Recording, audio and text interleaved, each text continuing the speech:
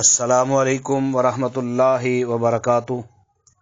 سامعین محترم، آپ سماعت فرما رہے ہیں خطیب ملت حضرت علامہ احسان الہی ظہیر شہید رحمۃ اللہ علیہ کا ایک نایاب خطاب۔ موضوع ہے واقعہ کربلا بمقام سیالکوٹ۔ ہمارے یوٹیوب چینل الایثار 313 سے سماعت فرما رہے ہیں۔ اس کے علاوہ حضرت علامہ احسان الہی ظہیر شہید رحمۃ اللہ علیہ کے 600 سے زائد خطبات اور تقاریر ہمارے یوٹیوب چینل پر پہلی دفعہ سماعت فرمائیں، اور قرآن پاک کا ترجمہ پنجابی اشعار میں سماعت فرمانے کے لیے ہمارے YouTube channel Asim Islamic centre کا وزٹ ضرور فرمائیں۔ السلام علیکم ورحمۃ اللہ وبرکاتہ۔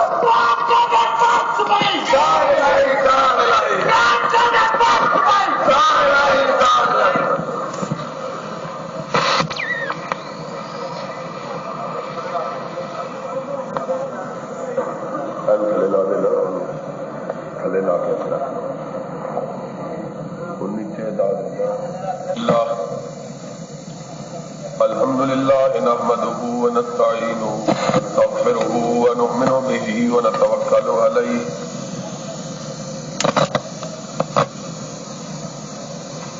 ونعوذ بالله من شرور أنفسنا ومن سيئات أعمالنا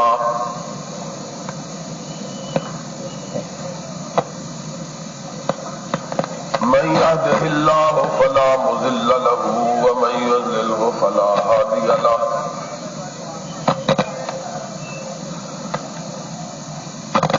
نشهد أن لا إله إلا الله ونشهد أن محمدا عبده ورسوله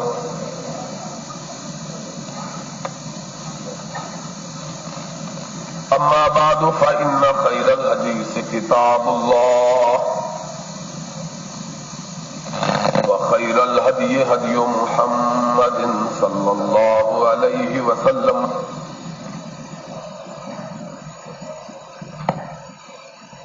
وشر الأمور محدثاتها وكل محدثة بدعة وكل بدعة ضلالة وكل ضلالة في النار۔ أعوذ بالله السميع العليم من الشيطان الرجيم۔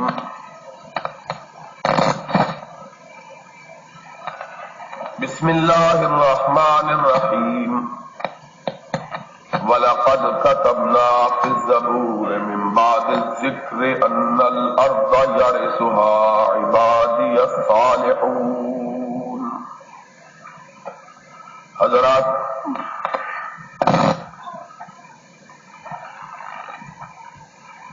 مجھے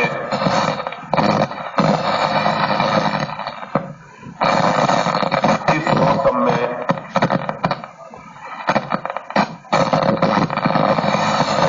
تقریر کے لیے آغاز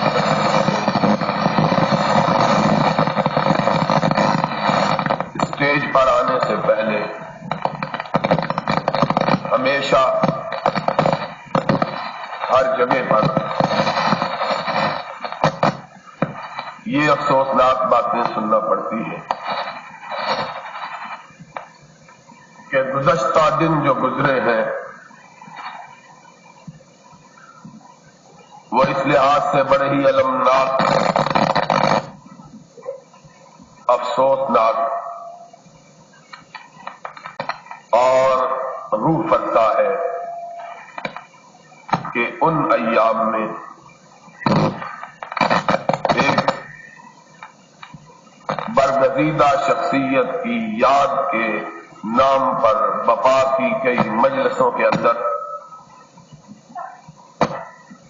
بے شمار اور لاتعداد ایسے لوگوں پر زبان تان دراز کی گئی اگر ان کا وجود نہ ہوتا تو آج اسلام کی تاریخ اور اسلام کی مملکتوں کی بنیادیں ایسی نہ ہوتی جیسی آج موجود ہے، بلکہ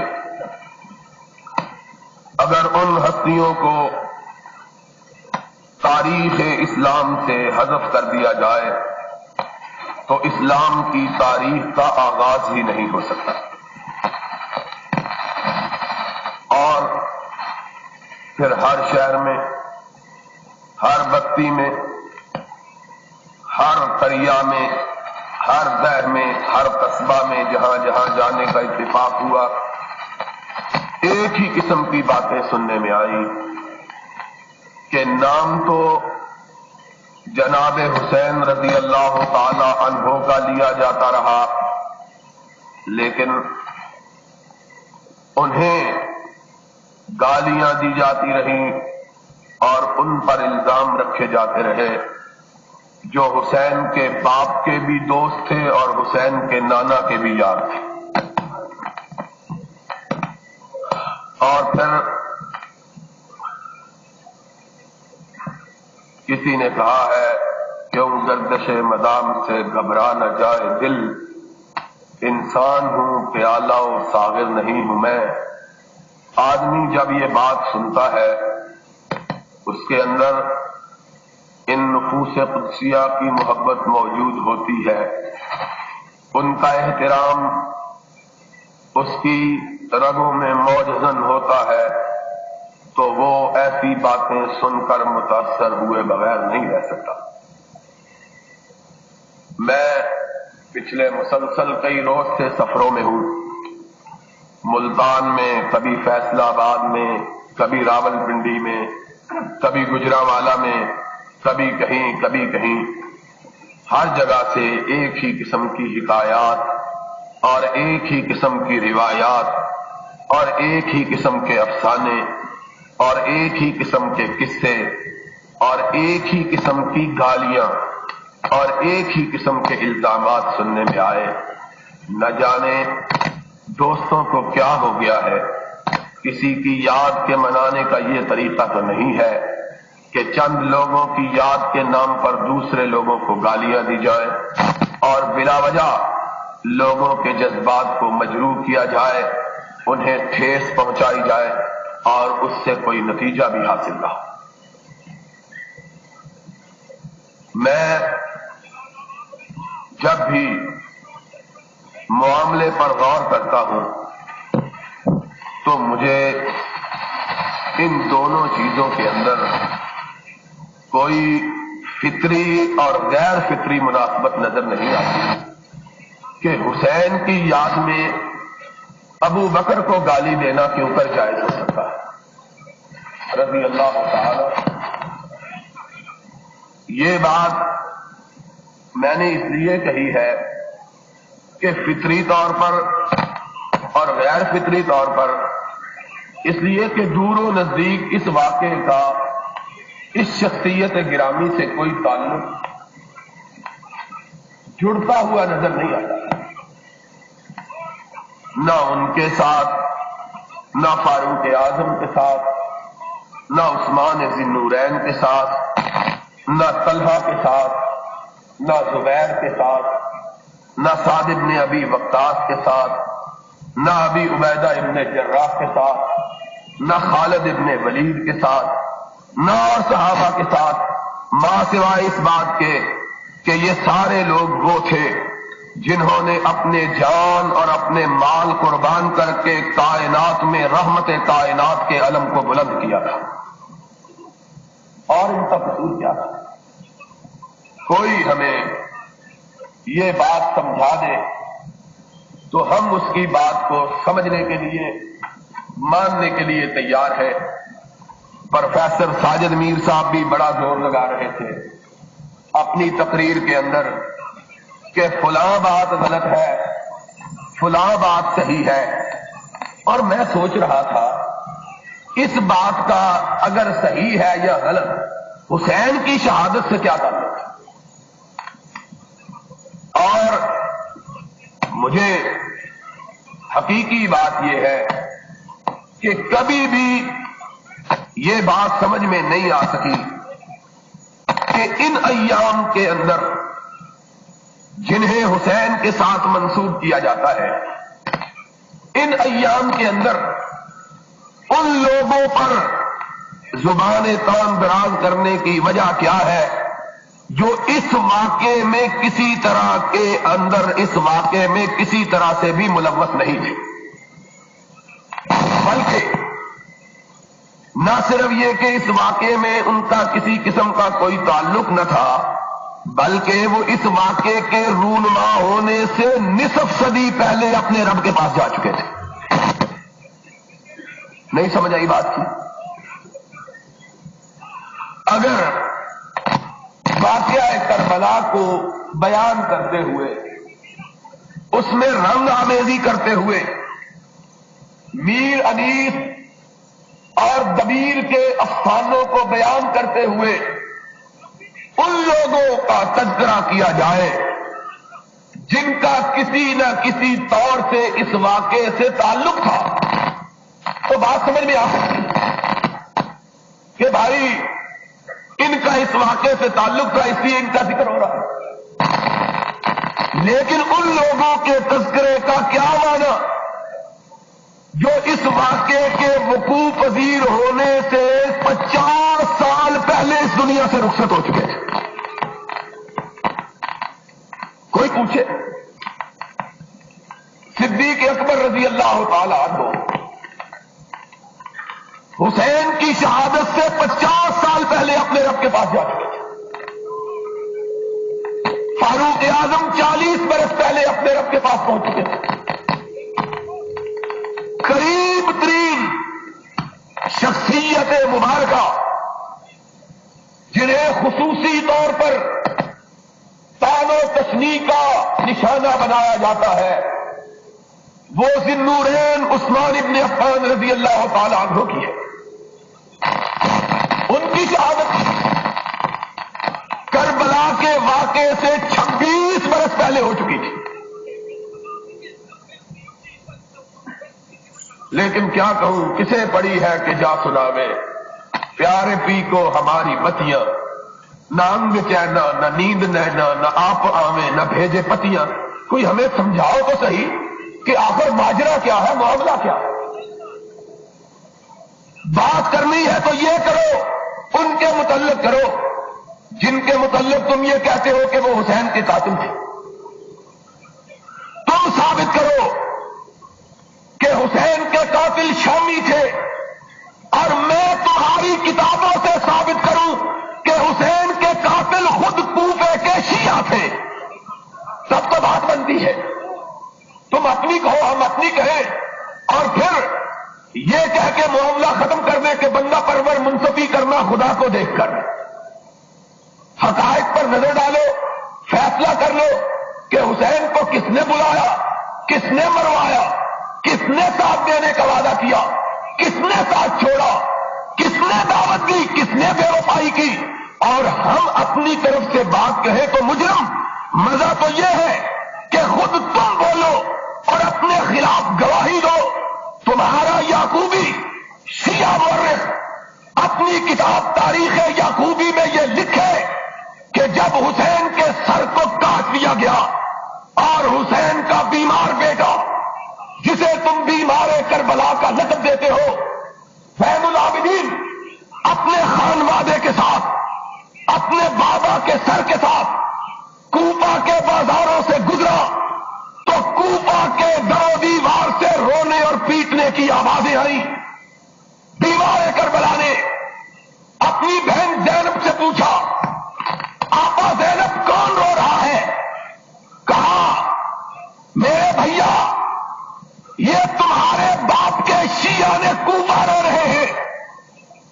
کہا، پھوپھی یہ کس کو رو رہے ہیں؟ کہا، زین العابدین یہ میرے بھائی حسین کو اور تیرے باپ کو رو رہے ہیں۔ زین العابدین کہتے ہیں، پھوپھی ان کے رونے کا سبب کیا ہے؟ فرمایا، انہیں حسین کی شہادت کا غم ہے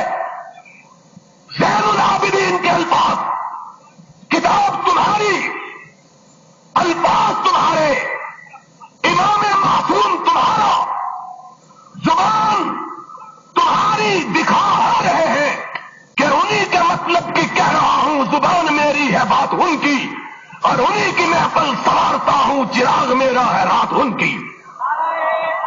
ذرا سنو تو صحیح.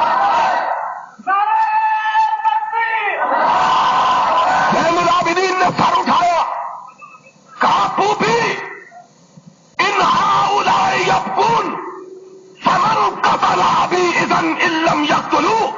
پھوپھی ان مکاروں کو کہو آج ماتم بند کرو، میرے باپ کو اگر تم نے نہیں مارا تو کائنات میں کسی دوسرے نے نہیں مارا ہے. اگر بات کرنی ہے حسین کے حوالے سے، تمہیں شوق ہے تو آؤ اپنی کتابیں اٹھا کے بات کرو، لیکن بات حسین کی شہادت کی ہوتی ہے، لے کے جاتے ہو صدیق پر. معاملہ کیا ہے، کس کا تعلق ہے؟ تم اپنی بات کہو، ہم تمہاری بات کہیں گے اور تمہاری کتابوں سے ثابت کریں گے. وہ کون تھے جنہوں نے کعبۃ اللہ میں پناہ گزین حسین کو اتنے خط لکھے کہ قاصد کو اٹھانے کے لیے انہیں اونٹوں پہ لادنا پڑا؟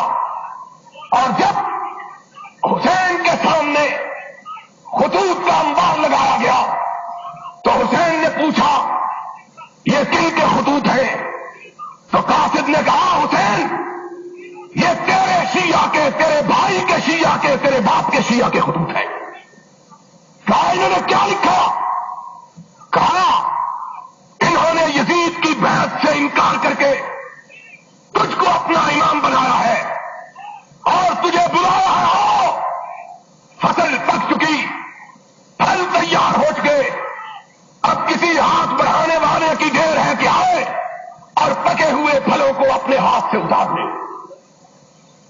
حسین نے کہا اچھا اگر یہ معاملہ ہے میں خود نہیں جاتا، اپنے بڑے چچا کے بیٹے کہ عربی میں بڑے بھائی کو بھی باپ کے بڑے بھائی کو اور چھوٹے بھائی کو دونوں کو چچا ہی کہا جاتا ہے، وہ حسین کے بڑے چچا علی کے بڑے بھائی عقیل کے بیٹے مسلم کو روانہ کرتے ہیں، جاؤ جا کے معلوم کرو جو کچھ خطوں میں لکھا گیا ہے درست ہے کہ نادرست ہے، اور اگر لوگ واقعی ہمارے شیعہ، ہمارے بھیا کے شیعہ، ہمارے بابا کے شیعہ ہمارے ہاتھ پہ بیعت کے لیے تیار تو ہم ان کے پاس پہنچنے کو آمادہ ہیں. مسلم ابن عقیل گئے، تمہاری 8 کتابوں کا حوالہ اعلام الورا طبرسی کی، الارشاد شیخ مفید کی، کشف الغمہ اربلی کی، حیات القلوب ملا باقر مجلسی کی، منتہی المقال مرزا عباس قمی کی اور مقاتل الطالبین اصفہانی کی. 8 کے 8 شیعہ مورخ لکھتے ہیں مسلم ابن عقیل پہنچے کوفہ میں، جب پہلی رات گزاری 18,000 شیعہ نے حسین کی خاطر موت کی بیعت مسلم ابن عقیل کے ہاتھ پہ کی تھی ایک رات میں، اور چند دنوں کے اندر 1 لاکھ سے زیادہ آدمی حسین کی امامت پر مسلم ابن عقیل کے ہاتھ پر بیعت کر چکا تھا. مسلم ابن عقیل نے 1 سطر کا خط لکھا جسے تمام شیعہ مورخوں نے اپنی کتابوں میں نقل کیا، ان الثمار قد دینات فقدم والسلام. حسین سر تمہاری راہ میں قربان ہونے کے لیے تیار، آئیے اور امامت سنبھال لیجئے. حسین کن کے کہنے پہ چلے تھے؟ اور پھر ابن زیاد جب صرف 18 سپاہیوں کے ساتھ کوفہ کے دارالحکومت میں پہنچا تھا، یہ خبر پا کر کہ 1 لاکھ آدمیوں نے حسین کی خاطر بیعت کر لی، اور یارو دل زخمی ہے، کان تمہاری ہذیان کو سن کے پک گئے ہیں، طبیعت موجود ہے، کائنات کے رب کی قسم تم میں سے لوگ اور صدیق کے ایمان کے بارے میں گفتگو کرو. میں خدا کو گواہ بنا کے کہتا ہوں کہ اگر آسمان کے نیچے صدیق مومن نہیں تو پھر سوائے ہستی پہ کوئی مسلمان پیدا ہی نہیں ہوا ہے. تم گفتگو کرتے ہو. آج شرم آتی ہے. ان پڑھ جاہل ذاکر اپنے سر پر صرف کالے امامے باندھ کر اس لیے لوگوں کے سامنے آتے ہیں کہ لوگوں کے جذبات کو انگیز دی جائے, انہیں کچلا جائے, انہیں مسلا جائے, لوگ مستحل ہوں, فسادات ہوں اور ان کی چاندی کھڑی ہو جائے. اتنی شرم کی بات میں کہتا ہوں. سب سے بڑا اس ملک میں آزادی اظہار کا قائل اور دائی اپنے اسٹیج سے کہتا ہوں, ہمارے نقطۂ نظر سے ہر شخص کو اپنے مذہب کے بیان کرنے کی آزادی ہونی چاہیے, لیکن مجھ سمیت کسی شخص کو اس بات کا حق حاصل نہ ہونا چاہیے کہ وہ کسی کے اکابر کو برا کہے, ان کو گالی دے, اور صرف کسی کے اکابر ہی کو نہیں, ان اکابر کو اور جن کی بڑائی کو تم نہیں مانتے نہ مانو, جن کی بڑائی کو محمد نے بھی مانا, محمد کے خدا نے بھی مانا ہے. تمہارے ماننے سے کیا فرق پڑتا ہے؟ تم نہیں مانتے, نہ مانو. تم مانو گے تب بھی فرق نہیں پڑے گا, نہ مانو گے تب بھی فرق نہیں پڑے گا. تمہیں تکلیف کیا؟ لڑائی کس بات کی لڑتے ہو؟ میں بتلاتا ہوں لڑائی کس بات کی لڑتے ہیں. لڑائی تذکرہ حسین کا, یاد حسین کی, ماتم حسین کا اور ذکر صدیق کا, فاروق کا. کوئی حیا کی بات کرو, کوئی شرم کی بات کرو. ہم نے ہمیشہ اس ملک میں امن و امان کی بات کی ہے, اس میں کوئی شبہ نہیں. کوئی دلیل سے بات کرنا چاہے آئے, ہم سے دلیل کے ساتھ بات کرے. صرف چار کالے بل دے کر آدمی عالم نہیں بن جاتا. جو ساری کائنات کے شیعہ علماء کو میرا چیلنج ہے, صرف سیالکوٹ کے ملا ملانوں کو نہیں, ساری کائنات کے علماء کو میرا چیلنج. کوئی ماں کا لال آئے اور میرے ساتھ سامنے بیٹھ کے گفتگو کرے. اگر 3 منٹ اس مسئلے پہ گفتگو کر سکے کہ صدیق کو علی نے نہیں مانا تھا تو کعبے کے رب کی قسم ہے میں محمد کے منبر پہ قدم رکھنا چھوڑ دوں گا.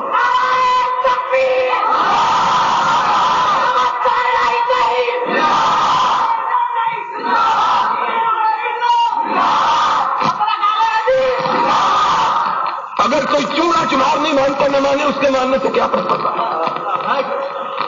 تیرے ماننے سے بھی کوئی فرق نہیں, تیرے نہ ماننے سے بھی کوئی. اور جن کی بات کرتا ہے ان کے پاس آ کے چل, انہوں نے مانا, ان کی اولاد نے مانا, ان کے پوتوں نے مانا, ان کے پڑپوتوں نے مانا, اور جتنے حلال زادے تھے سب نے مانا. اور جو ان کا نہیں ہے وہ ان کو نہیں مانتا, جو ان کا نہیں ہے وہ ان کو نہیں مانتا ہے.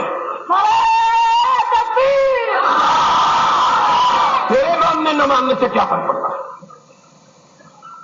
تیرے چاند پہ تھوکنے سے کوئی چاند گدلا ہو جائے گا؟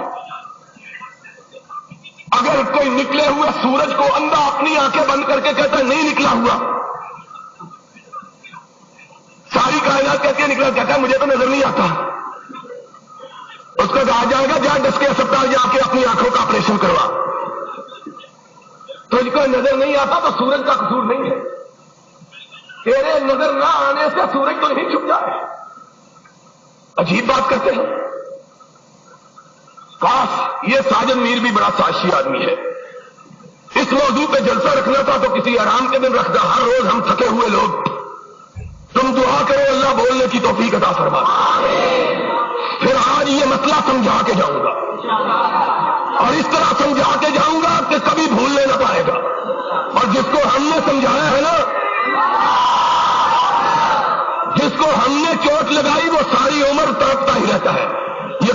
آتا تو اسلام آباد جا کے ضیاء الحق سے پوچھ لو. میں یہ کہہ رہا تھا تیرے ماننے سے میں نہیں مانتا. وہ تو کون ہے؟ میں چوڑا ہوں نہ مان بھائی. تیرے نہ ماننے سے کیا ہوتا ہے؟ تیرے مان اور نہیں مانتا نہ مان. تیرے ماننے سے کیا فرق ہے؟ ہم سے کیوں لڑتا ہے؟ لڑنا ہے تو حسین کے ماننے سے جا کے لڑ، جس نے اپنی زندگی میں فاروق کو اپنے مسلح پہ کھڑا کیا تھا، صدیق کو اپنے مسلح پہ کھڑا کیا. میں نے کھڑا کیا، ان سے جا کے لڑ. آج نہیں لڑتا تو قیامت کے دن لڑ کے دیکھ لینا. تیرا شمار محمد کے ساتھ لڑنے والوں میں ہوگا، ہمارا ساتھ محمد کی بات پہ گردن کے جھکانے والوں کے ساتھ ہوگا. کہتے نہیں مانتا. تو کون ہوتا ہے نہیں مانتا؟ اور نہیں مانتا تو علی کو پوچھ اس نے کیوں مانا تھا. اور آج بات آئی ہے تو سن لو، یاد رکھنا بات کو. اور خدا کے فضل و کرم سے علماء کو مخاطب ہو کے کہتا ہوں کہ تم نے بھی یہ بات کبھی نہ سنی ہوگی. سن لو آج بات. نبی کی سنت کے 3 طریقے ہیں اس بات کے. سنت کہتے ہیں قولی سنت کو، نبی کے قول کو، نبی کے فعل کو، نبی کی تقریر کو. ایک بات نبی نے کہی وہ سنت ہے، کر کے دکھائی وہ سنت ہے، کسی کو کرتا ہوا دیکھ کے اس کو اس پہ ثابت رکھا وہ سنت ہے. اور میں تمہیں بتلاؤں، اور نبی نے ابو بکر کی امامت کو 3 سنتوں سے ثابت کیا ہے. قولی سے بھی ثابت کیا، فعلی سے بھی ثابت کیا، تقریر سے بھی ثابت کیا. رشی تاریخ صحابہ مسجد نبوی میں تم بخود بیٹھے حجرہ عائشہ کی طرف دیکھ رہے ہیں، اس کے حجرے کی طرف دیکھ رہے ہیں جس کا نام تجھ کو گوارا نہیں ہے. اس کے حجرے کی طرف کہ قرآن نے جس کو مومنوں کی ماں کہا ہے، اور جو اس کو ماں نہیں کہتا وہ مومن نہیں ہے. اور جو مومن ہے عائشہ اس کی ماں ہے، اور عائشہ جس کی ماں نہیں وہ مومن. قرآن کا فیصلہ ہے. ازواجہ آؤ تم نہ مانو، ان کو مبارک ہو جن کو ایمان مبارک ہے. تمہارے ماننے سے کیا فرق پڑتا ہے؟ حجرہ عائشہ کی طرف نگاہ کیے ہوئے اذان ہو چکی، نماز کا وقت آ چکا ہے. کیواروں کی طرف نگاہیں لگائے کہ کونین کا تاجدار آئے اور ہماری امامت فرمائے. وقت بیتتا چلا جاتا ہے. بلال با چشم نم اٹھے، آقا کے دروازے کے قریب ہو کے کہا الصلاۃ الصلاۃ. مراد اندر سے کوئی آواز نہیں آتی. بلال کی آواز ٹوٹ جاتی ہے، دل شکستہ ہو جاتا ہے. آج اندر سے کوئی آواز نہیں آ رہی، نہ جانے میرے آقا پہ کیا بیت گئی ہے. صحابہ منتظر، آہیں کراہوں میں اور سسکیاں چیخوں میں تبدیل ہونے لگی. اللہ آج کیا وجہ ہے کہ کونین کا تاجدار ہماری امامت کے لیے نہیں آ رہا؟ سرور کائنات بیماری کے عالم میں اپنے بستر پہ تشریف فرما، امہات المومنین گرد میں بیٹھی ہیں. آقا نے آنکھ کھولی. آقا صحابہ آپ کی آمد کے منتظر، اور بلال کئی دفعہ آواز دے چکا، صدا دے چکا ہے الصلاۃ. نگاہ اٹھائی، فرمایا مروا ابا بکر فلیصلی بالناس. جاؤ اور فیصلہ آج اسی بات پہ کر لو. کب کہا، کس کو کہا اور کیا کہا؟ بنو ہاشم کے لوگ موجود ہیں، اپنے داماد موجود ہیں، اپنے چچا کے بیٹے موجود ہیں، عقیل موجود ہے،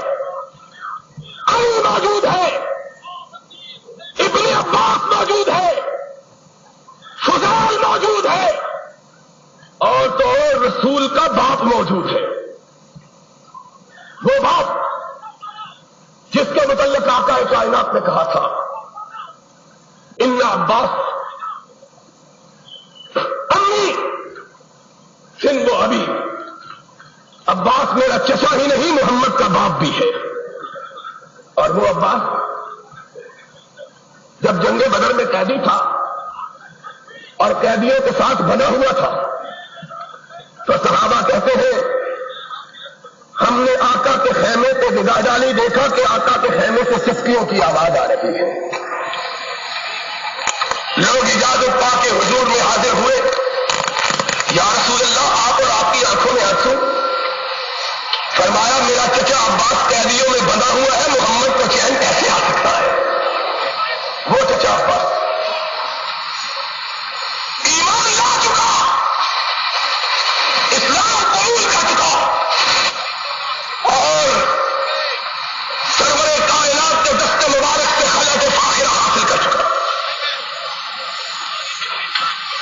صرف چچا ہی نہیں، بنو ہاشم کا سردار بھی۔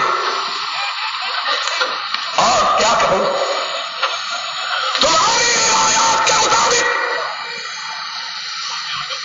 حسن بھی موجود ہے، حسین بھی، لیکن امامت کے لیے میرے آقا تو نے پکارا تو کس کو پکارا؟ یہ سارے موجود، کہاں مرو ابا بکر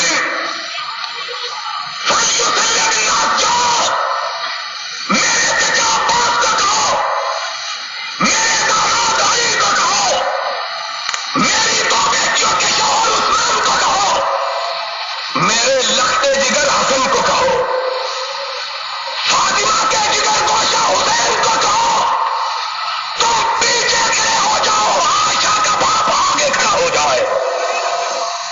مرو ابا بکر فلیسلم الناس، جاؤ ابو بکر کو کہو آگے کھڑا۔ اور کس کی مجال ہے کہ داماد ہو؟ کوئی اعتراض کر کے پیچھے تو صحیح، کوئی اعتراض کرنا تھا تو اس دن کرتے، کیوں نہیں کہا؟ آقا کس کو آگے کھڑے کر رہے ہو؟ کون بولے؟ کس کی مجال ہے کہ لفظ چاہیے؟ اور صدیقہ بولی، میں نے کہا کہ بولی نہیں، عرش والے نے بلوایا تاکہ بات پکی ہو جائے۔ کہا یا رسول اللہ کسی اور کو کہہ دیجیے۔ نگاہ اٹھائی، فرمایا لا ينبغي لقوم ان يكون فيهم ابو بکر ان يؤمهم غيره، ابو بکر کے ہوتے ہوئے کوئی دوسرا محمد کے مسلح پہ کھڑا ہونے کی جرأت کر سکتا ہی نہیں ہے۔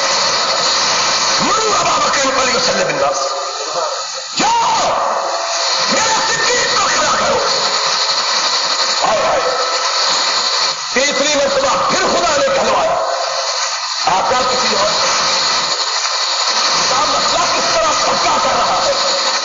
کہا یا اللہ ہو والمؤمنون الا ابا بکر، عرش والے بھی نہیں مانتے، عرش والا بھی نہیں مانتا، عرش والے مانتے، عرش والا مانے تو اکیلے ابو بکر کو مانے۔ جاؤ ابو بکر کو کہو میرے مسلح امامت پہ کھڑا ہو جائے۔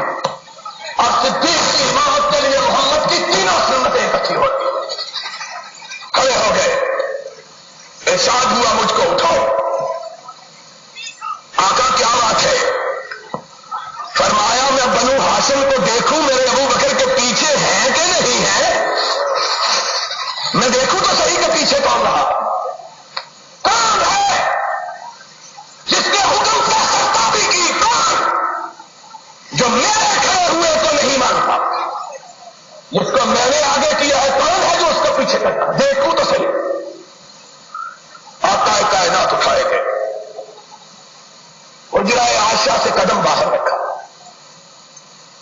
سبوں پہ نگاہ ڈالی، آسمان کی طرف رخ کیا، چہرہ گلزار ہو گیا۔ اللہ تیرا شکر، اپنے جیتے جیتے اپنی امت کو ایک امین کے سپرد کر کے جا رہا۔ باہر نکلے اور کونین کا تاجدار سچا نبی تھا، باہر نکلا، صحن مسجد خوشبو سے مہک اٹھا کہ محمد کریم آئے اور خوشبو نہ پھیلے۔ صحابہ نے خوشبو سونگی، حدیث کے الفاظ کھنکارنا شروع کیا تاکہ ابو بکر کو پتا چل جائے کہ امام اعظم آ گئے ہیں، تاکہ صدیق کو پتا چل جائے کہ امام اعظم آ گئے، پیچھے ہٹ جائے۔ خوشبو صدیق نے بھی سون لی، وہ پیچھے ہٹنے لگے۔ کائنات کے امام نے کندھے پہ ہاتھ رکھ لیا، فرمایا جس کو محمد نے آگے کیا ہے وہ پیچھے نہیں ہٹ سکتا، جس کو محمد نے آگے کیا وہ پیچھے ہٹ سکتا۔ شہری سنت سے بھی صدیق کی امامت کو ثابت کیا، اور پھر اس سے بھی آگے نماز جاری رکھو۔ محمد نے بھی اسی صف میں کھڑے ہو کے نماز کی نیت مان لی جس صف میں صدیق کھڑا تھا، تینوں سنتوں سے ثابت کیا۔ اعتراض کرنا ہے تو محمد پہ کرو، ہم پہ اعتراض کیا کرتے ہو؟ ان پہ کرو جس نے آگے کیا ہے، یا ان تین اماموں پہ کرو جس نے آگے اس کو کھڑا کیا جانا مان لیا ہے۔ تین اماموں نے مانا، علی پیچھے کھڑے، حسین اور بولو حسین، حسن، اور تمہارا عقیدہ یہ ہے کہ ان کی پشتوں میں باقی 9 بھی زندہ تھے، اگر باقی 9 بھی زندہ تھے تو 12 کے 12 جس کے پیچھے کھڑے ہیں، تمہیں اس کے پیچھے کھڑے ہوتے ہوئے کیا تکلیف ہوتی ہے؟ جس کے پیچھے 12 معصوم کھڑے، تمہیں اس کے پیچھے کھڑے ہونے میں کیا ہے؟ بات کیا کرتے ہو؟ ذکر کرتے ہو یزید کا، ذکر کرتے ہو حسین کا، اور پہنچتے ہو صدیق پر۔ ذکر کرنا ہے تو اپنے ان بے وفاؤں کا کرو جو 1 لاکھ سے اور 18 کو دیکھ کے بھاگ نکلے، جو 1 لاکھ سے اور 18 کو دیکھ کر اٹھاؤ اپنی تاریخ کی 11 کتابوں کو، 1 2 4 کی بات نہیں، تمہاری 11 کتابوں کا حوالہ، تذکرۃ الائمہ، 8 کا نام پہلے لیا، 3 کا اور سن لو، تذکرۃ الائمہ کا حوالہ، جلاء العیون کا حوالہ، حیات القلوب کا حوالہ، 11 کتابوں کا حوالہ اٹھاؤ، تاریخ کی کتابوں، اور 12ویں کتاب کے تمہارے 12 امام ہماری طرف سے تحفہ کے طور پر وصول کرو۔ مروج الذات، شیعہ مورخ مسعودی کی کتاب، 12ویں کتاب، اس کو اٹھاؤ، دیکھو کیا لکھتا ہے کہ جب ابن زیاد 18 آدمیوں کو لے کر کوفے میں پہنچا، لاکھ کے لاکھ مسلم ابن عقیل کے ساتھ کھڑے، کھسکنے لگے۔ مسلم ابن عقیل نے کہا بھاگتے کیوں ہو؟ کہنے لگے 18 مسلح آدمی آگے ہیں، اس طرح کہ جس گاؤں کے بزدل لوگوں پر رات کی تاریکی میں ایک چور نے نقب لگائی، سارا گاؤں جاگ اٹھا، چور کے تعاقب کی ہمت نہ ہوئی، صبح مولانا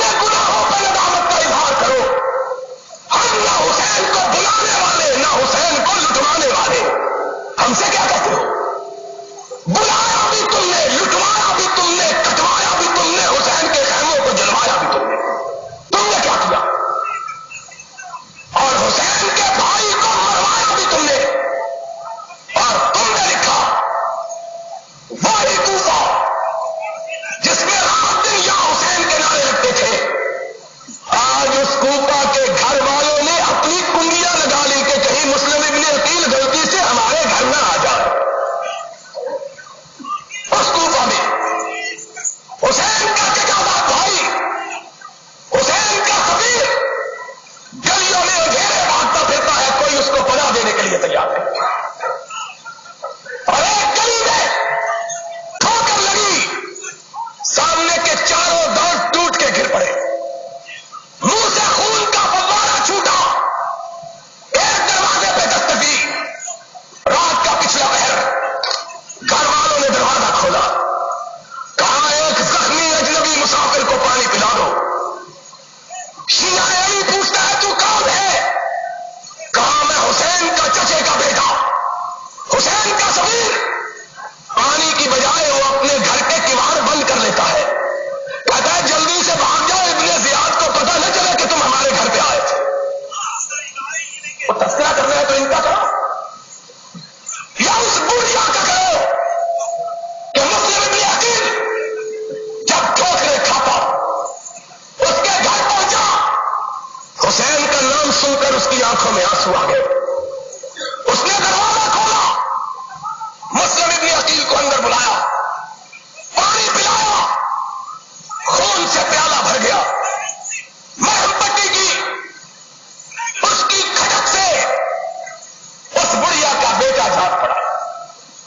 بڑھیا نے مسلم ابن عقیل کو چھپانا چاہا، لیکن بیٹے کی نگاہ پڑ گئی، کہنے لگا اماں کون ہے؟ کہنے لگی تجھ کو میرے دودھ کی قسم ہے نہ پوچھنا۔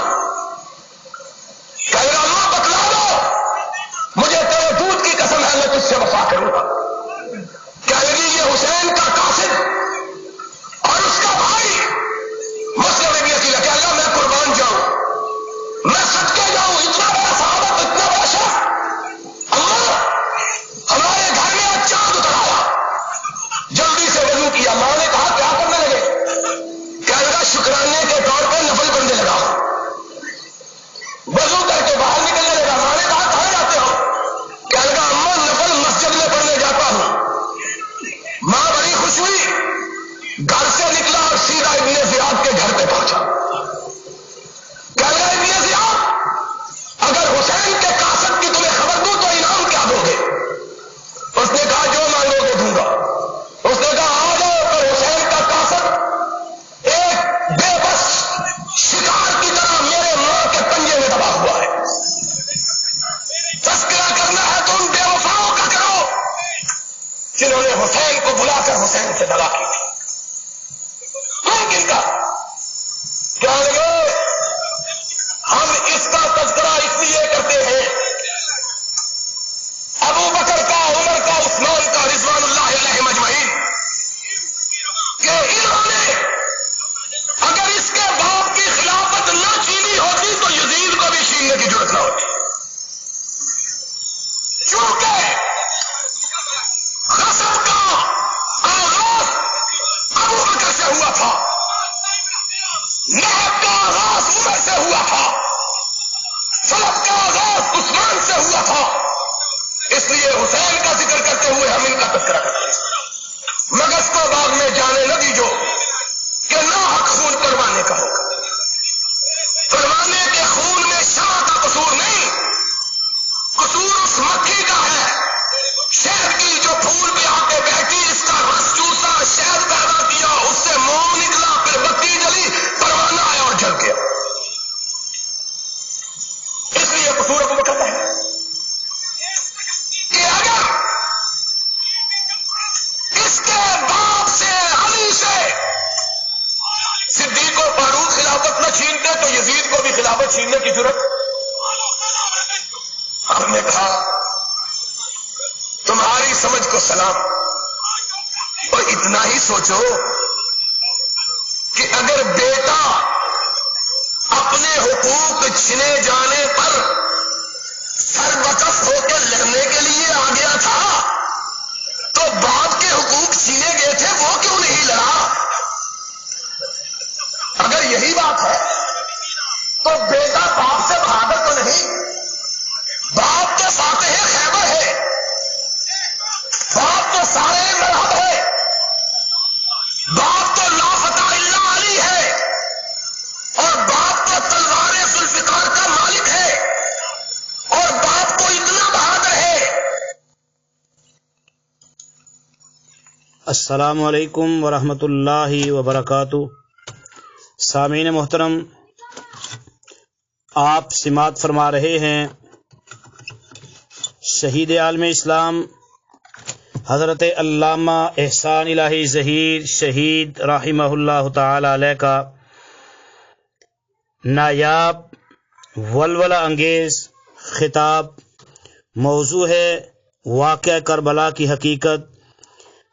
اس کے علاوہ حضرت علامہ شہید رحمہ اللہ کے زندگی بھر کے خطابات سماعت فرمانے کے لیے ہمارے یوٹیوب چینل الایثار 313 کا وزٹ ضرور فرمائیں۔ قرآن پاک کا ترجمہ پنجابی اشعار میں سماعت فرمانے کے لیے ہمارے YouTube channel Asim Islamic centre کو سبسکرائب ضرور فرمائیں اور دیگر جید علماء کرام کے خطابات سے مستفید ہوں۔ اور باپ تو اتنا بہادر ہے کہ ملا نعمت اللہ الجزائری کے الفاظ میں کہ خیبر کے دن جب مرہب کے سر پر اپنی تلوار مارتا ہے تو تلوار مرہب کو سر سے کاٹتی ہوئی پیروں سے نکل جاتی ہے، لیکن علی کی قوت شمشیر اور بازوئے حیدری کا زور کا عالم یہ تھا کہ قدموں کو کاٹ کے تلوار رکی نہیں۔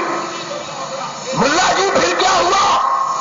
کہا تلوار نے قدموں کو کاٹا، پھر پہلی زمین کو کاٹ گئی، پھر دوسری زمین کو کاٹ گئی، پھر تیسری، پھر چوتھی، پھر پانچویں، پھر چھٹی، پھر تلوار میں ہو گئی ہائیڈروجن بم ہو گیا ہے۔ جو اتنا بہادر تھا کہ اس کی تلوار ساتوں زمینوں پر۔ اور یارو بات آ گئی ہے تو ان قصہ گوؤں کے قصے سن لو، یہ ان کی حدیث ہے، یہ ان کی، اور بولو الانوار النعمانیہ نعمت اللہ الجزائری کی حدیث کی کتاب، یہ حدیث لکھی، اتنا طاقتور، تلوار ماری ساتوں زمینوں کو کاٹ گئی، اور پھر اس بیل کے سینگوں پر پہنچ گئی جس نے زمین کو اپنے اوپر اٹھایا ہوا تھا۔ سب کہو سبحان اللہ۔ ہم سمجھتے تھے نانی اماں جو قصہ سناتی ہے ہندوؤں سے سنا ہوا ہے، ہم کو کیا معلوم تھا کہ یاروں کی حکایات ہے۔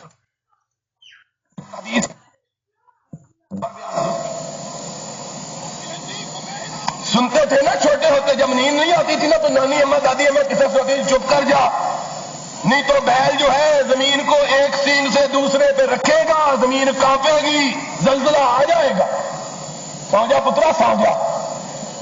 پھر کہنے پترا پاگل بن جا، بن جا، نہ بنے گا تو ساری گل سمجھ آ سکتی، عقل ہو تو بات کیسے سمجھ آئے؟ کہنے اتنی طاقت سینگ کو کاٹنے لگی، اللہ ڈر گیا۔ اللہ ڈرنا ہی چاہیے سی، وہ اللہ ہی کی ہے جرا ڈرے نہ، یہ ان کا اللہ، ان کا رب ڈرنے والا، اس دن بھی ڈر گیا اور جب خلافت علی سے چھینی جا رہی تھی تب بھی ڈر گیا۔ بتلاتا ہوں کیسے ڈرا، کہاں رب ڈر گیا؟ اللہ نے کہا جبریل، اس نے کہا ہاں رب جلیلہ، میں کیا بندہ ہے تو بڑا ذلیلہ۔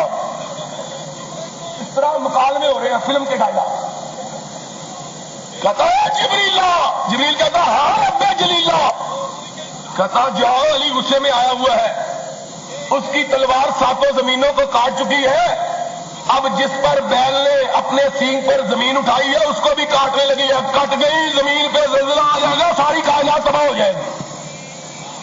اللہ پھر میں کیا کروں؟ کہا جا علی کی تلوار کے نیچے اپنے پر جا کے رکھ، اگر تو پر نہیں رکھے گا تو علی کی تلوار رکنے میں، اور جبریل نے پر رکھا وہ بھی آدھا کٹ گیا۔ مزہ آئے نا گپ کا؟ آدمی جھوٹ بولے تو سواد نہ بولے، یا ملا نعمت اللہ الجزائری وانگر نہ بولے تو یا جماعت اسلامی دے لاہور دے امیر وانگر نہ بولے۔ اور میں کیا امیر شاید ہوں یہ میرا بڑا جھوٹا ہو تو ایسا امیر مولوی شریف ہو کہ ساڈے تو سچے امیر بنا دے، چن کے جھوٹے نو بنا دے۔ اس نے بھی مضمون لکھا تھا جنگ میں، اور میں نے بھی تیار کیا ہوا، بچوں جتنی دیر معافی نہیں مانگتا تیرا ریکارڈ لگتا رہے گا۔ اس نے مضمون لکھا جنگ میں امیر جماعت اسلامی لاہور شہر اور سید اور اللہ کے فضل سے سیاہی گھٹے باندھ کے آئی ہوئی ہے چہرے پر۔ میں نے کبھی سیاہ رنگ کا سید اپنی کبھی دیکھا ہی میں نے نہیں دیکھا۔ سید تو بڑے چٹے رنگ ساڈے شہر سے بھی ایک ناصر شاہ ہوتا سی، چٹا گورا، ہمیں ایسی نہیں تھی، ایسی تو چٹا نا، کالے رنگ کا سید ہم نے کبھی نہیں دیکھا۔ مضمون لکھا کہ علی اتنا بہادر تھا، اتنا بہادر کہ خیبر میں لڑتے ہوئے جب اس کی ڈھال ٹوٹ گئی، ڈھال سمجھتے ہو جس سے تلوار کا وار روکا جاتا ہے، ایک کڑا ہوتا ہے لوہے کا، اس کو ہاتھ میں پکڑتے ہیں، تلوار مارے اس پر لگے، تار ٹوٹ گئی، اب علی کے پاس بچاؤ کے لیے کوئی چیز نہ رہی۔ اس نے کہا کیا کروں، کوئی چیز نہیں، سامنے خیبر کے قلعے کا دروازہ نظر آیا، کتنا چھوٹا سا تھا، اتنا بڑا کہ 40 آدمی مل کے اسے بند کرتے تھے، 40 آدمی مل کے اسے اور 40 مل کے کھولتے تھے، کوئی 200 گز لمبا اور 100 گز چوڑا، اتنا تو نہیں، 40 آدمی جو جس کو مل کے بند کرتے۔ اب امیر المومنین یہ چھوٹا امیر المومنین ہے اور بڑے امیر المومنین سے جھوٹ سیکھا ہوا ہے نا، کہتا ہے علی کی نگاہ پڑی دروازے پر، کہا تو کوئی چیز دروازے یا کنڈے پہ ہاتھ نکال ڈالا اور پھر ایک دفعہ جھٹکا دیا، سارا دروازہ اکھڑ کے ہاتھ میں آ گیا۔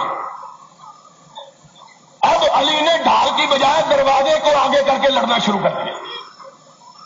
میرا بیٹا اس وقت چھوٹا ہوتا تھا، 3 سال پہلے، اس نے کہا ابو اس کو امیر کس نے بنایا؟ میں نے کہا کیوں، اس نے کیا قصور کیا ہے؟ کہنے لگا اس کو اتنی سمجھ نہیں آئی کہ اگر 200 گز لمبا اور 100 گز چوڑا دروازہ سامنے تھا تو علی تلوار طرح سے چلاتا تھا۔ میں نے کہا بچوں اگر اس کو عقل ہوتی تو امیر ہی ہوتا، پھر اس کو امیر بنانے کی کیا ضرورت اگر اتنی عقل ہوتی؟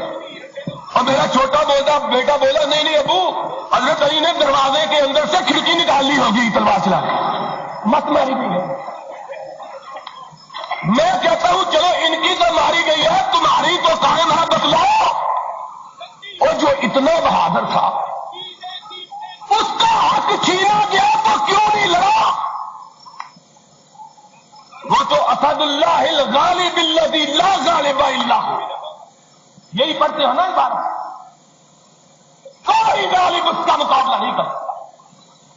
پھر اس غالب نے اگر بیٹے نے جنگ کی اپنے حق کے لیے تو اس کے باپ نے جنگ کیوں نہیں کی؟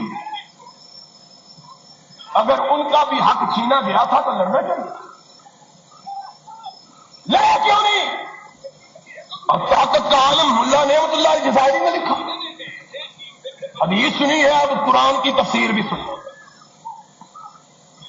محسن کاشی تفسیر صافی 30ویں پارے میں لکھتا ہے علی کی قوت کا عالم یہ تھا، ایک دفعہ ابو بکر کے زمانے میں ابو بکر پر ناراض ہوئے، کوئی نازیبہ بات ابو بکر نے کہہ دی، ابو بکر کے بات پہ غصہ آیا، علی نے اپنی پاؤں کی جوتی کی نوک زمین پہ ماری، زمین لرزنے لگ گئی،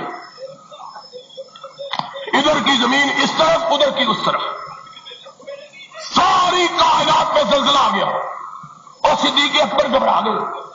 ہم نے کہا کوئی بات نہیں، اگر اللہ گھبرا گیا تھا تو صدیق گھبرا گیا تو کیا بات ہو؟ کہیں گے گھبرا گئے اور عمر کو کہا جاؤ اور علی کے گوڈے پکڑ لے، منوا لے، اگر 1 منٹ اور علی کا غصہ باقی رہا ساری کائنات تباہ ہو جائے۔ حضرت عمر نے جا کے علی کے گوڈے پکڑ لیا، علی معاف کر دے، غلطی ہو گئی، ابو بکر بھی معافی مانگتا ہے، میں بھی معاف کروں۔ آئیے گا اچھا معافی مانگنے آگے ہو، اگر آدھا منٹ اور معافی نہ مانگتا ساری کائنات تباہ کر دیتا۔ پھر ٹھٹا مارا، زمین رک گئی، اذا زلزلت الارض زلزالہا، یہ تفسیر ہے۔ مجھے یہ بات بیان نہیں کرنی، یہ بھی کبھی کروں گا.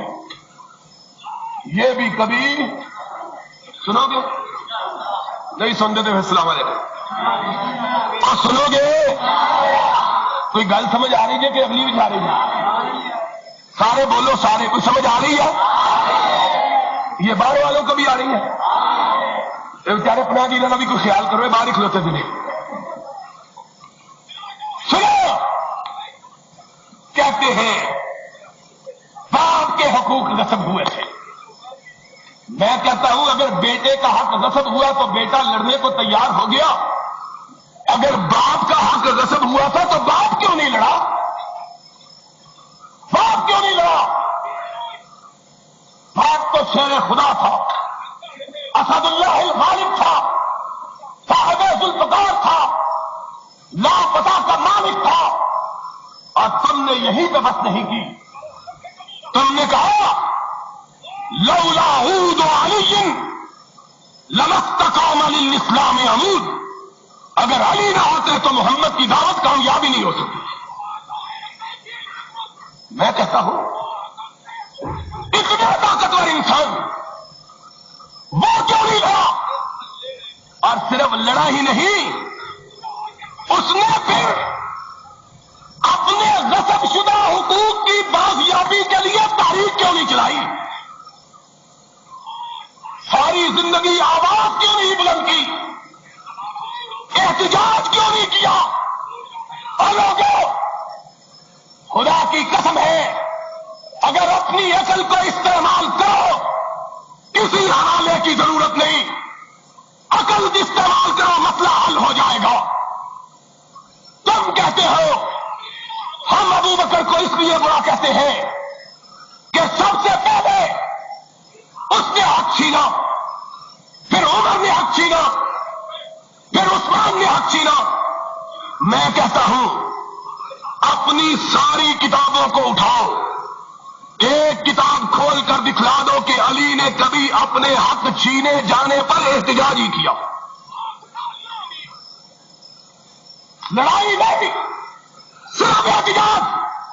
اور اس کے برعکس میں بتلاتا ہوں تمہاری کتاب حدیث کی اور ارشاد مفید اعلام البیان تبرسی تہذیب توسی اور استدلال شیخ الطائفہ, اس میں لکھا ہے کہ ابو بکر کے زمانے میں علی مرتضیٰ چیف جسٹس تھا ابو بکر کا رضی اللہ تعالی. اگر ابو بکر کی خلافت نہیں مانتا تھا تو اس کا عہدہ کیوں قبول کر لیا؟ اس کا دیا ہوا عہدہ. آگے چلو, تمہارا مورخ دینوری لکھتا ہے, تمہارا مورخ یعقوبی لکھتا ہے, تمہارا مورخ مسعودی لکھتا ہے. سنو, تمہارا مورخ اربری لکھتا ہے کہ فاروق کے زمانے میں 3 دفعہ حضرت علی قائم مقام گورنر بنائے گئے. 3 مرتبہ حضرت فاروق اعظم اپنے دور خلافت میں مدینے سے باہر گئے, قائم مقام حکمران علی کو بنایا. قائم مقام حکمران کس کو بنایا؟ اگر علی مخالف تھے تو حضرت عمر کی نیابت قبول کرنا گوارا, اور بولو کیوں کی؟ اور اگر کر لی تھی تو پھر, اور بولو خیال آپ کو کہا ہے ذرا ہمیں ایک دن حکومت دے کے دیکھے. شب ہما شب اس کے سردہ نبی کنے ایک رات دے, پھر یا یہ پار یا ہم پار, ایک دن دے کے دیکھے تو صحیح.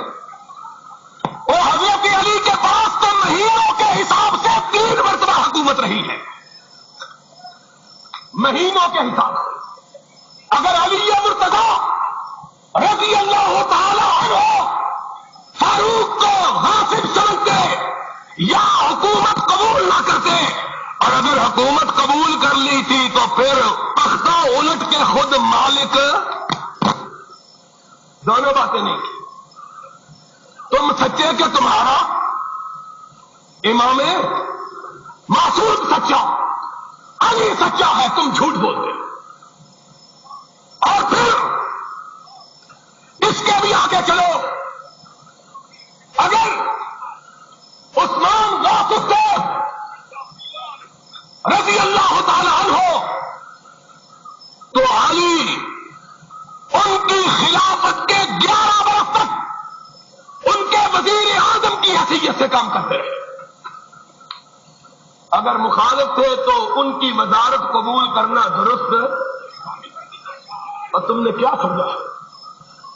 کیا علی مرتضی آج کے گئے گزرے لیڈروں سے بھی گئے گزرے تھے؟ نہیں سمجھ آئی بات. پانی ملا دے تو منی کربلا کھڑا کرتا.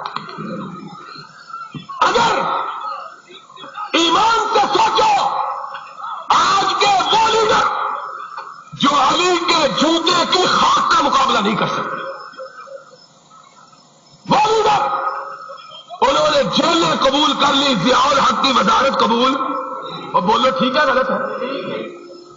ہم جیسے فقیر جو علی مرتضی کے مقابلے میں جن کا نام لینا حضرت علی کی توہین ہے، ہم اس قابل بھی نہیں کہ علی کے مقابلے میں ان کا نام لیا جائے. علی اتنی عظیم شخصیت. ہم جیسے فقیروں نے اپنی جائیدادوں کی ضبطی گوارا کی، ضیاء الحق سے مسابقہ کرنا گوارا نہیں کیا ہے ہم نے. اور یہاں کھڑے ہو کے کہتا ہوں، کسی حجرے کے اندر نہیں کہتا، CID کے لوگ موجود ہیں اور میرے لیے تو اسپیشل لاہور سے آتے ہیں. لکھو، ہم کو عہدوں کی پیشکش ہوئی، ہم نے کہا وہابیوں کے بیٹے ہیں، علی کے ماننے والے ہیں، جس کو حق نہیں سمجھتے اس کا ساتھ دینے کے لیے تیار نہیں ہے.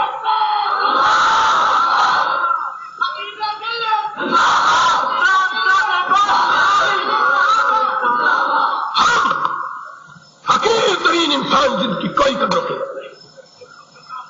سن 80 میں 81 میں آخری مسابقہ ضیاء الحق سے جنوری کے اندر کعبے میں کیا، جب اس کے ساتھ طائف کی سربراہی کانفرنس میں گیا تھا.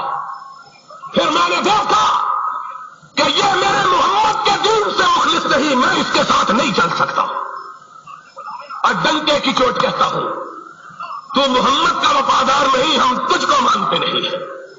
جاؤ مجھ کو قتل کرو، دار پہ کھینچو مجھ کو، میں نے یہ جرم کیا ہے کہ میں سچ بولتا ہوں. پھر میری کوٹھی کو ضبط کیا گیا، 8 دن کے اندر ترکی کے وارنٹ نکالے گئے، پھر 8 دن کے اندر سارے ضابطے کہہ کر کے نیلامی کے لیے اس کو رکھا گیا. پھر میرے پاس قاصد بھیجا گیا، دولت جائیداد بچا لو، گردن کو جھکا دو. ہم نے کہا سن لو، جفا کی تیز سے گردن وفاشیاروں کی کٹی ہے برسر میدان مگر جھکی تو نہیں. اہل حدیثوں کے بیٹے ہیں، گردن جھکانا صرف رب کے سامنے دیکھا ہے، کائنات میں کسی دوسرے کے سامنے سر جھک سکتا نہیں. جو اس کو ضیاء الحق کو پانا پڑا ہے جھکنے والے مولویوں سے، اور جو کبھی اس چوکھٹ پہ جھکے کبھی اس چوکھٹ پہ کھڑے، اور جو پھر کہتے ہیں اس دل کے ٹکڑے 1000 ہوئے، کوئی یہاں گرا کوئی وہاں. یہ ان مولویوں کا قصہ ہے جن کے دل کہیں پاک پڑل میں گرے ہوئے، کہیں ملتان میں گرے ہوئے، کہیں لالیاں گرے ہوئے، کہیں قصور گرے ہوئے. اس دل کا کوئی ٹکڑا نہیں، اس کا ایک ہی نوکرا ہے، اور اس دل نے جھکنا سیکھا ہے تو صرف مدینہ والے کے سامنے سیکھا ہے، اور اس سب نے جھکنا سیکھا ہے تو صرف کعبے والے کے سامنے سیکھا ہے. کائنات میں نہ یہ سر کسی کے سامنے جھک سکتا ہے، نہ یہ دل کسی کے سامنے جھک سکتا.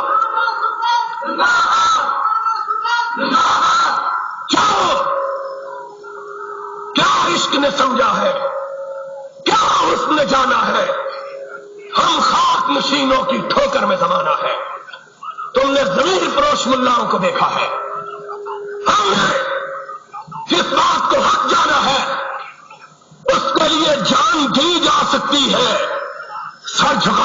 راستہ نہیں ہے، جو چاہے کر لو، اور اللہ تیرا انعام ہے آج تک اس موقف پہ ڈٹے ہوئے، اور خدا سے دعا کرو اللہ استقامت کی توفیق عطا فرما۔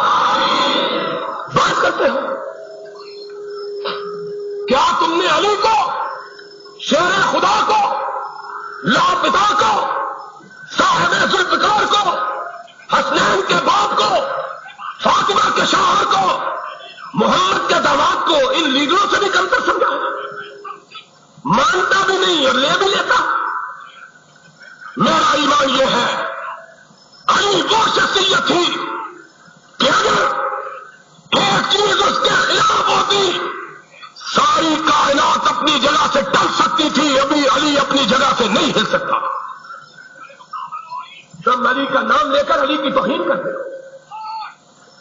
کہتے ہو علی مانتا بھی نہیں تو عہدے بھی قبول کر لیے، اور عہدے قبول کرنے والے کو کیا کہتے ہو؟ جو مانتے ہو اوپر سے نہ مانتے ہو، اندر سے عہدے قبول کر لیتے ہو، کیا بی ٹیم، اور ان کو کیا کہتے ہو؟ Be team. یہ حکومت کی بی ٹیم ہے، اور پھر جب آتی ہے بی ٹیم کہتے ہیں شرم کرو، بی ٹیم بنو۔ تم معاذ اللہ علی کو کیا کہتے ہو؟ ہمارا عقیدہ یہ ہے علی یہ مرتضیٰ صدیق اکبر کے زمانے میں قاضی القضات تب بنے کہ صدیق کی امامت کو مانتے تھے، صدیق کی امامت کو۔ فاروق کے زمانے میں نائب حکمران تب بنے جب فاروق کو حکمران مانتے تھے، عثمان کے وزیر تب بنے جب عثمان کو امیر مانتے تھے۔ اگر نہ مانتے تو ان کے عہدے قبول کرنے کی ضرورت ہے؟ جاؤ پھر علی سے پوچھ لو علی کیا کہتا ہے، علی سے پوچھو۔ تمہاری کتاب غارات فقوی کی 2 صدی ہجری کا تمہارا آدمی ہے، غارات 2 جلد صفحہ 359، غارات فقوی کی، منار الہدی کتاب الشامی توسی کی، اس میں علی نے لکھا میں نے کائنات کو دیکھا کہ وہ جب ابو بکر کی بیعت ہونے لگی تو اس طرح ابو بکر کے اوپر گر رہے تھے جس طرح شہد کی مکھیاں پھول پہ گرتی ہے، اور کہا میں نے دیکھا لوگ صدیق کے گرد اس طرح گھومتے تھے جس طرح پروانے شمع کے گرد گھومتے ہیں۔ فلحت تو فی تلک الاحداث جب میں نے دیکھا ساری کائنات صدیق کو مان رہی ہے، میں بھی اٹھا اور میں نے صدیق کی اسی طرح بیعت کی جس طرح تم نے بیعت کی۔ ثم بایعت عمر، پھر میں نے عمر کی بیعت کی۔ ثم بایعت عثمان، پھر میں نے عثمان کی بیعت کی۔ ہم نے کہا تمہاری کتاب، تمہارا حوالہ اور امام علی کی زبان، کہیں گے علی نے ڈرتے ہوئے یہ بات کہی تھی، علی نے ہم نے کہا کس سے ڈرے تھے؟ کہیں گے فاروق سے۔ ہم نے کہا یہ تو اتنے بہادر اور فاروق سے ڈرتے، کہیں گے فاروق کے ساتھ خالد ابن ولید بھی آ گیا تھا۔ ہم نے کہا علی نے نہج البلاغہ میں کہا لم اجتمع اللفظ کلھا ما بانیت وما خشیت، مجھے خدا نے اتنی طاقت دی ہے اگر ساری کائنات ایک طرف ہو اکیلا میں ایک طرف ہوں تو میں پوری کائنات کو شکست دے سکتا ہوں۔ پھر علی کیوں ڈر گئے؟ کہیں گے پر سانو پتا کوئی نہیں، مجھے ڈر ضرور گئے سن۔ ہم نے کہا چلو ان کی زندگی میں ڈر گئے تھے، ان کے مرنے کے بعد کیا ڈر تھا؟ کہاں مرنے کے بعد کیا ہوا؟ ہم نے کہا شیعہ کی 12 کتابیں اور سنیوں جو کربلا کا ماتم کرنے والے کسی ذاکر کو کہو اور کربلا کے 72 شہیدوں کا نام لیتا ہے، لوگوں کے بیٹوں کا تذکرہ کرتا ہے اور ان کا ذکر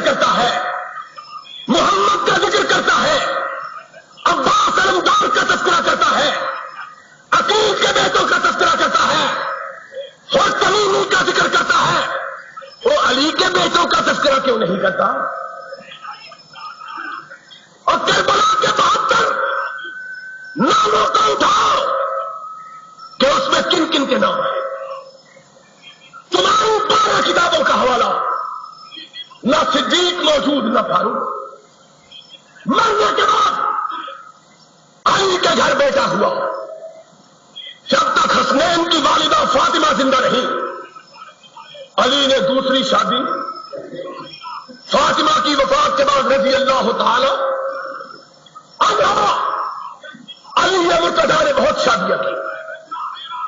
تمہارے مورخوں نے لکھا ہے کہ 18 شادیاں کی تھی انہوں نے.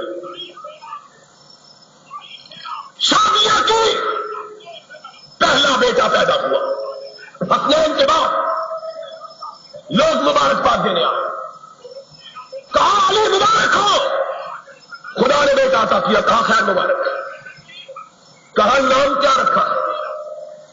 کہا اپنے آقا کے نام پہ محمد رکھا ہے صلی اللہ.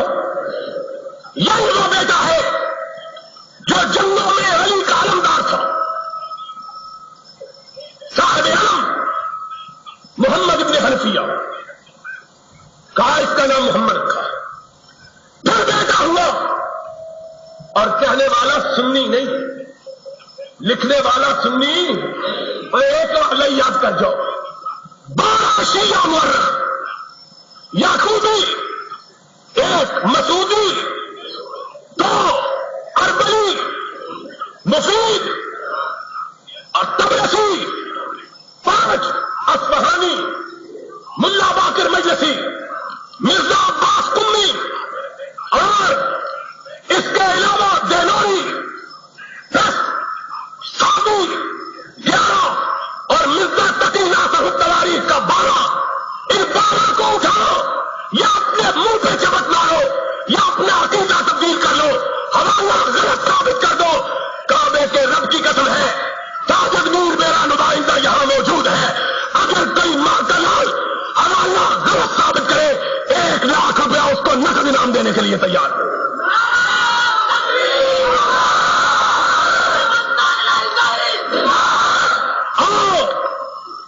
کوئی ماں کا لال اٹھے اور تمہارے جیسے ٹٹ پونجیے نہیں جس نے کبھی لاکھ روپیہ ہی نہیں دیکھا. میں کہتا ہوں یہ سینکڑوں ٹیپ ریکارڈر گواہ ہیں. آؤ، کعبے کے رب کی قسم ہے، بات غلط ہو منہ مانگا انعام لو، اور اگر سچی ہو تو کبھی اپنے گریبان میں جھانک کے اپنے دل کی سیاہی کو دیکھ لینا. دیکھو تو صحیح. دوسرا بیٹا ہوا، لوگ مبارکباد دینے آئے. علی مبارک ہو، رب نے بیٹا عطا کیا. کہا خیر مبارک. کہا بیٹے کا نام کیا رکھا ہے؟ کہا محمد کے نام کے بعد ابو بکر کے سوا کوئی نام جچتا ہی نہیں ہے، کوئی دوسرا نام. پھر تیسرا بیٹا ہوا، اس کا نام عمر رکھا. پھر چوتھا ہوا، اس کا نام عثمان رکھا. پھر 5واں ہوا، اس کا نام اپنے چچا کے نام پہ عباس رکھا. کہنے والے نے کہا اخرت امک عباس یا علی، علی اپنے چچا عباس کو ان کے پیچھے کر دیا ہے، غیروں کو آگے چچا کو پیچھے. کہا اخرتہ کما اخرہ اللہ، اور میں نے اس کو پیچھے نہیں کیا، میرے رب نے ان کو اس کے پیچھے کر دیا ہے. بات کیا کرتا ہے؟ آگے چل، یہی کتابیں. پھر حسن کے گھر بیٹا ہوا، پہلا بیٹا باپ کی خدمت میں لے کے آیا. بابا، رب نے بیٹا عطا کیا ہے. اٹھایا، پیار کیا. بابا اس کا نام رکھ دو. کہا اس کا نام بھی میں نے حسن رکھا کہ آقا کا رکھا ہوا نام مجھے بڑا پیارا لگتا ہے. حسن مسنہ کے نام سے مشہور ہوا. پھر بیٹا ہوا، اور سنا، یا اپنا منہ کالا کر لو، یا اپنی تاریخ کے اوراق کو پھاڑ کر جلا دو، یا اپنے عقیدے کو تبدیل کر دو. پھر بیٹا ہوا. کہا بابا بیٹا ہوا، اس کا نام کیا رکھو؟ کہا ابو بکر سے پیارا نام مجھے کوئی لگتا ہی نہیں ہے. پوتے کا نام ابو بکر رکھا. پھر حسن کے گھر تیسرا بیٹا ہوا، اس کا نام عمر رکھا. پھر حسن کے گھر چوتھا بیٹا ہوا، اس کا نام عثمان رکھا. اور پھر حسین کے گھر بیٹا، حسین کے گھر بیٹا پہلے بیٹے کا نام علی رکھا.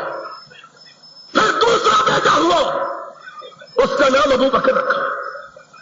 پھر حسین کے گھر تیسرا بیٹا ہوا، اس کا نام عمر رکھا. پھر حسین کے گھر چوتھا بیٹا ہوا، اس کا نام عثمان رکھا. اور جاؤ ان پگڑی والوں کو کہو اور 72 مقتولوں کے نام لیتے ہو، اور ان میں یہ تو بتلاؤ علی کے کتنے بیٹے، حسن کے کتنے بیٹے، حسین کے کتنے بیٹے تھے، اور ان کے نام کیا تھے. اور غیروں کے بیٹوں کا نام لیتے ہو، علی کے بیٹوں کا نام کیوں نہیں لیتے، حسین کے بیٹوں کا نام کیوں نہیں لیتے؟ اس لیے نہیں لیتے کہ نام لیں گے تو ابو بکر آئے گا، نام لیں گے تو عمر آئے گا، نام لیں گے تو عثمان آئے گا. پیٹنے والے چونک جائیں گے کہ علی کے گھرانے میں اتنے ابو بکر کہاں سے آ گئے، وہ علی کے گھرانے میں اتنے عمر کہاں سے آ گئے، علی کے گھرانے میں اتنے عثمان.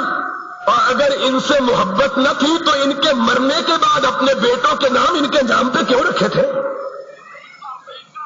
بولو، کیا کبھی کسی نے دشمنوں کے نام پہ بھی اپنے بیٹوں کا نام رکھا ہے؟ میں امریکہ میں تقریر کر رہا تھا اور ایک دفعہ مدینے میں 2 واقعے ہوئے. ڈیٹرائٹ ایک بہت بڑا مشیگن امریکہ کی اسٹیٹ ہے، اس کا ایک بڑا شہر ہے ڈیٹرائٹ، اس کی یونیورسٹی میں میری تقریر تھی 2 برس پہلے. میں تقریر کر رہا تھا، ایک اٹھ کے کھڑا ہو گیا. کیا لگا جناب؟ میں نے کہا کیا بات ہے؟ کیا لگا آپ جو بات بیان کریں؟ میں نے کہا غلط ہے. کیا لگا ہے تو ٹھیک. میں نے کہا پھر تکلیف کیا ہوئی ہے؟ کیا لگا ایک بات بیان کرنا چاہتا ہوں. میں نے کہا کیا؟ کیا لگا علی نے یہ سمجھایا تھا کہ نام میں کچھ نہیں رکھا ہوتا، جس کا جی چاہے نام رکھ دو. میں نے کہا پھر تم کیوں نہیں رکھتے ہو؟ اگر علی نے یہ بتلایا تھا کہ نام میں کچھ نہیں رکھا ہوتا تو تم کیوں نہیں رکھتے؟ پھر چہرہ لٹک گیا. کیا لگا اس کا جواب میں پوچھ کے بدلاؤں گا. میں نے کہا اگر نام میں کچھ نہیں تم کیوں نہیں رکھتے؟ کبھی کسی نے دشمنوں کے نام پر بھی بیٹوں کے نام رکھے؟ تم نے کیا سمجھا ہے علی کو؟ اور نام نہ رکھے بلکہ اپنی بیٹی بھی عمر کو عطا کر دی. تمہاری 17 کتابوں کا حوالہ، اور 1 2 4 کی بات نہیں.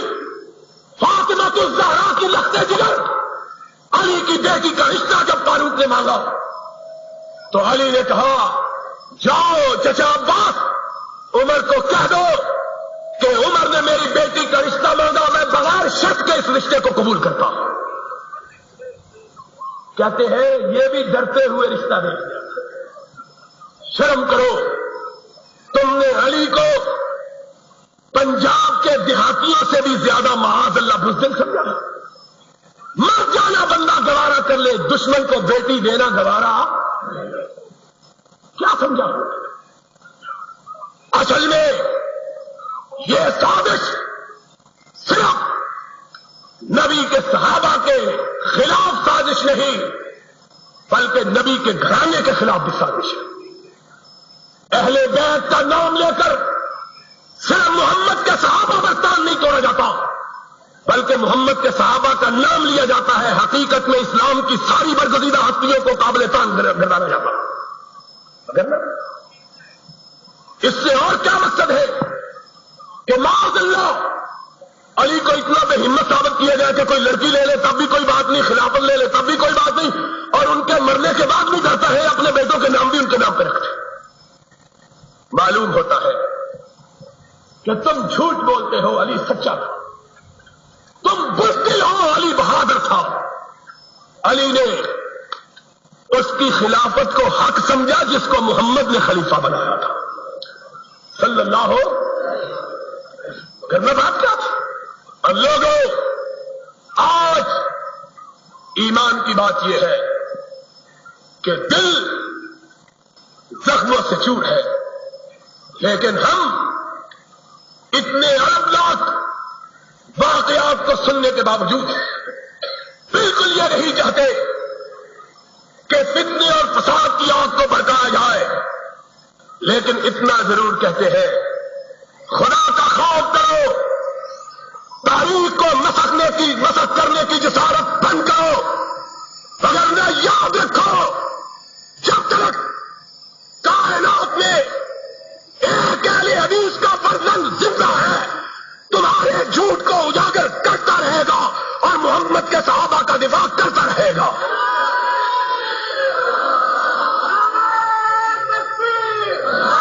اگر ہم نے تاریخ کے دوسرے رخ سے نقاب الٹا تو یاد رکھو پھر تمہارے جرم خانہ خراب کو کہیں پناہ نہیں مل سکے گی۔ اور تاریخ کا دوسرا رخ کیا ہے؟ انشاءاللہ اس کا تذکرہ 29 ستمبر کو آج سے 4 دن بعد شیخو پورا روڈ پہ لاہور میں بیگم کوٹ کے چوک پر ہوگا۔ وآخر دعوانا الحمدللہ رب العالمین۔ اعوذ باللہ